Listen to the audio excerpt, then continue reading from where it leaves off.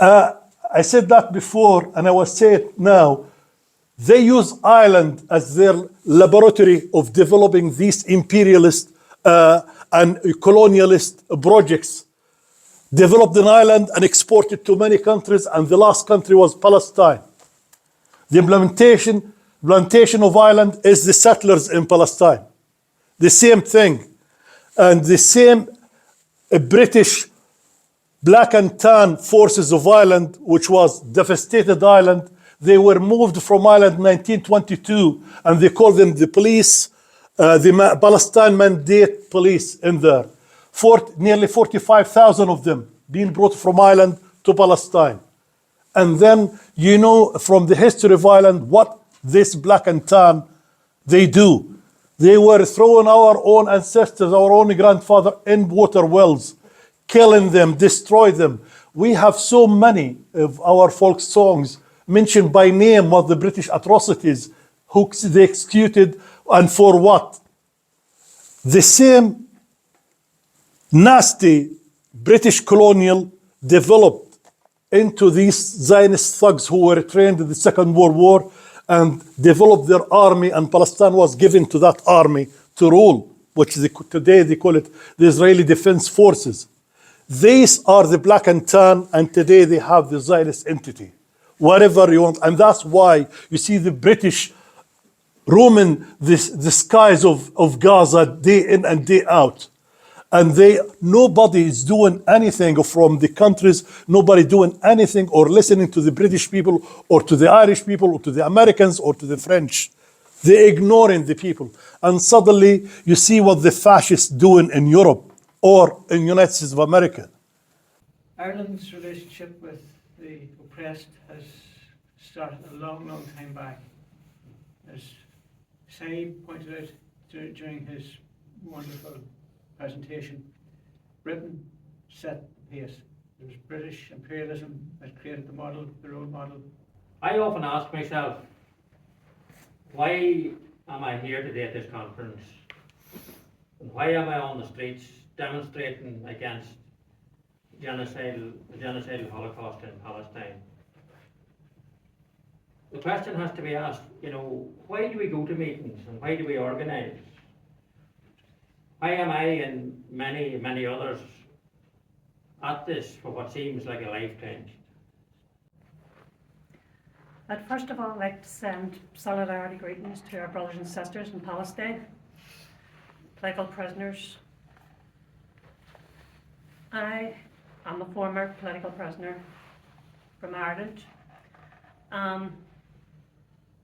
I understand a bit of what they've been through from what we experienced here in Ireland. Yeah, while in that prison in England, I had the privilege of being friends for 2.5 years with a Palestinian prisoner. This man, his name was Noah Roseanne. He was talking about, revolutionary politics and about armed struggle. There's many of us here who will understand that. Now the next big thing coming down the tracks is that your children, or grandchildren, nieces and nephews will be sent to be slaughtered in rich men's wars in the very near future. Yes, we are talking about the ending of our neutrality in the 26 counties and ultimately what's left of our sovereignty. One thing I have to ask myself a question. Is it a question that Germans love genocide?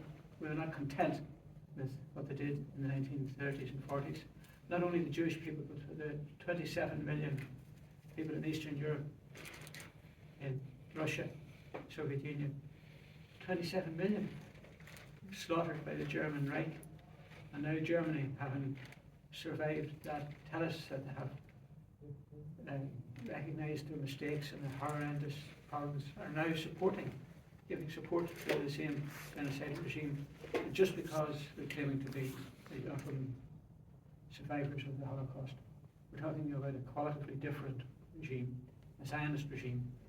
On whom or what forces appear to be intent upon running our world into the river to the sea, the very real threat of a possible World War III. the very same ideology that destroyed Ireland and is destroying Palestine today. That link and root cause, the real answer to all these atrocities, past, present, and into the future, is imperialism and capitalism. That's the bottom line. We can attempt to deny it or ignore it all we want, but it will not ignore us. It will not ignore us.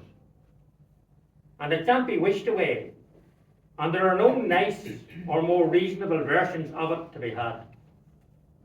It has to be confronted by us, the people, the majority in Ireland, the poor and working poor. Why? That's exactly where our power is, and not in their rigged parliaments or military industrial complexes around the world. None of that is democracy or anything like it. Oh Palestine, we hear your desperate plea, that once again across the land, your people can be free.